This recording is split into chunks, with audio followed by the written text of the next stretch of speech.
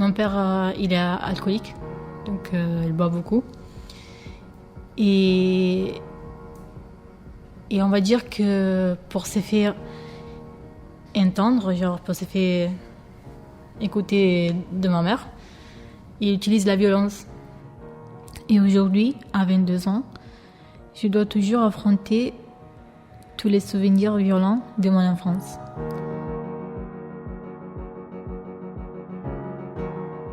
Je m'appelle Cristiana et je suis d'origine albanaise. J'habite à Marseille, en France, depuis 12 ans.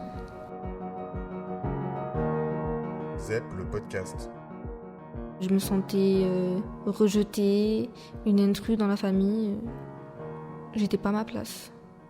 Je m'appelle Jennifer, j'ai 23 ans et je suis d'origine bosniaque, algérienne, laotienne et chinoise. J'ai commencé à vivre avec mes parents à mes 11 ans, mais ils n'étaient pas là, ils n'étaient pas présents, j'étais tout le temps seule. Et quand mon père est rentré du travail, on se disait juste bonjour, ça va. On était comme des étrangers vivant sous le même toit.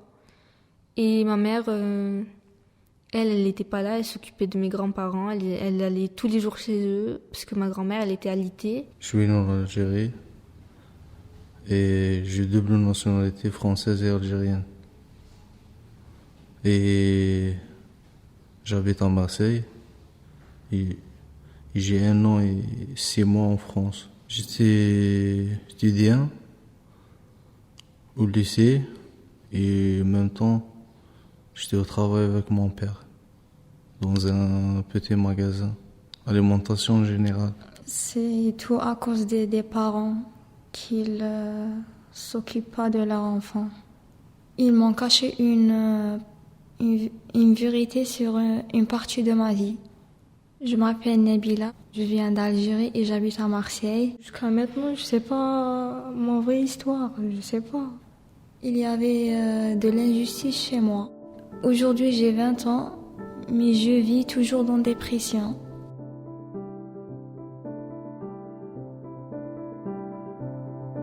Un jour où je devais aller à l'église avec ma mère et pour faire ma communion. Et mon père demande tout simplement à ma mère où elle était en train d'aller et pourquoi elle savait maquiller. Elle veut qu'elle reste à la maison, qu'on reste à la maison, les deux.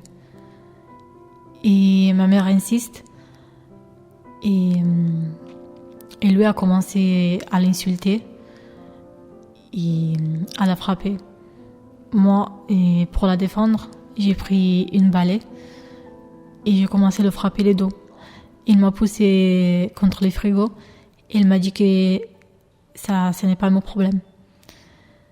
Et ma mère, alors, pour se protéger, pour le tenir loin, elle a pris un couteau pour lui faire peur.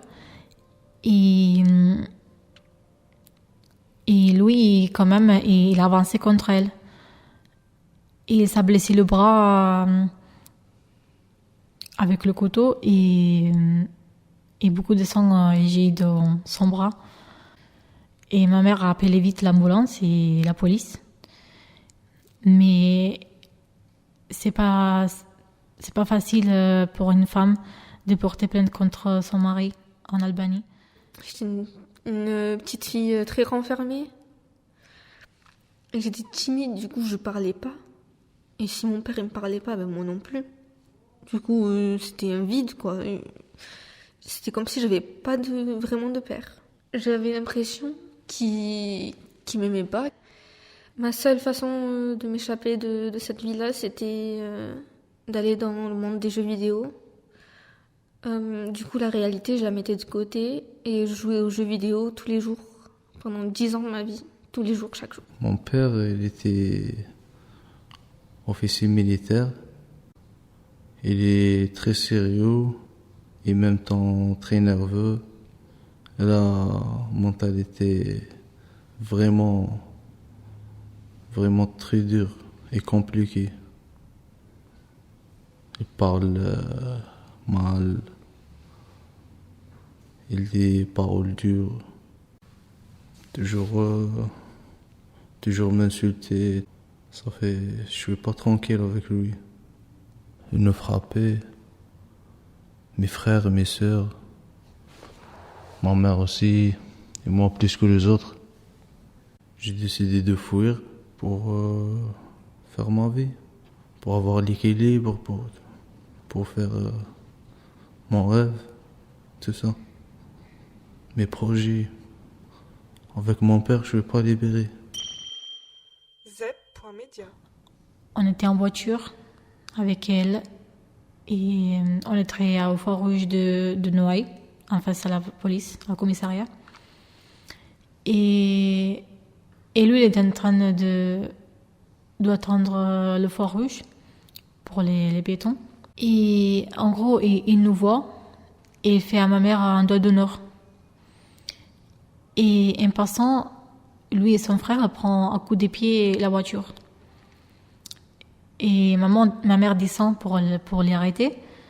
Mais eux commencent à la frapper et à l'attraper pour les cheveux. Et à lui donner 2 coups de pied. Et la police intervient. Et puis voilà, on a porté plainte à la police. Parce qu'ici on était en France, heureusement. Et la police, il nous a envoyés à l'SOS Femmes. Et là, on a pu se sortir de ça. Nous sommes partis en vacances avec ma tante, ses enfants, mon père, ma mère. Et mon père, je voyais qu'il rigolait, il s'amusait. En fait, c'était comme si j'existais pas. Et lui, il était heureux avec mes cousins. Enfin, moi, il s'en foutait. Et quand on est rentré, c'est là que tout a éclaté.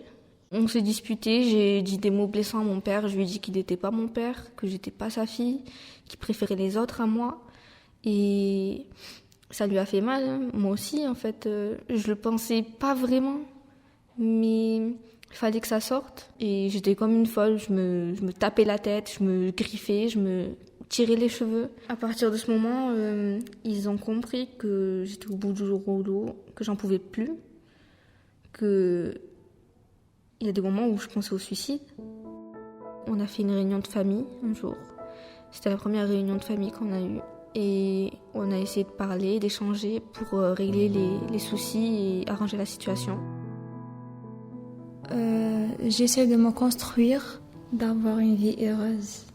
Sans des problèmes, sans des pressions. Et les montrer que maintenant je suis adulte, vous ne pouvez pas me rabaisser. Je peux prendre la décision, je ne suis plus une petite enfance. Je n'ai pas besoin de eux maintenant. En m'éloignant de cette famille, et par le temps, j'essaierai d'oublier qu'est-ce que j'ai vécu.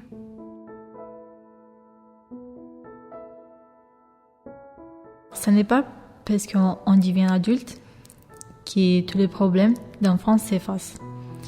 J'ai revécu les siennes dans ma tête et me demandant si je pouvais faire quelque chose, si j'aurais pu faire quelque chose. Tout ça, depuis que je suis petite, a laissé une marque très très importante sur moi.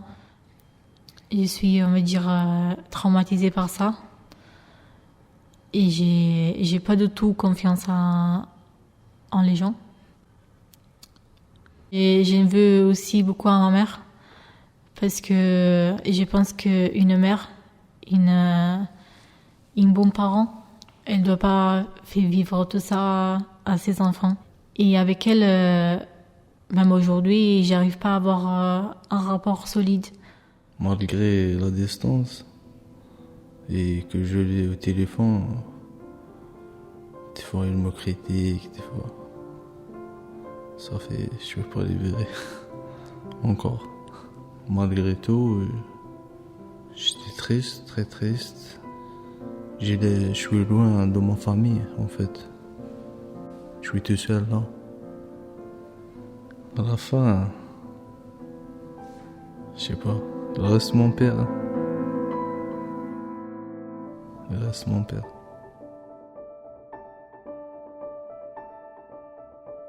Zep.media